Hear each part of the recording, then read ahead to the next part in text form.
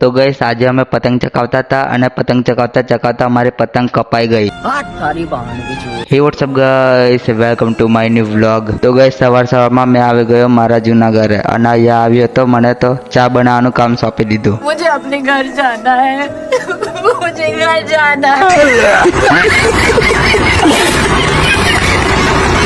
તો ગઈસ પછી હું ચા બનાવીને પીવા લાગ્યો. તો ગઈસ પછી હું નાઈ ધોઈને રેડી થઈ ગયો છું. તો ગઈસ પછી હું આવી ગયો અહીંયા વાયરલ રીલ્સ બનાવવા માટે.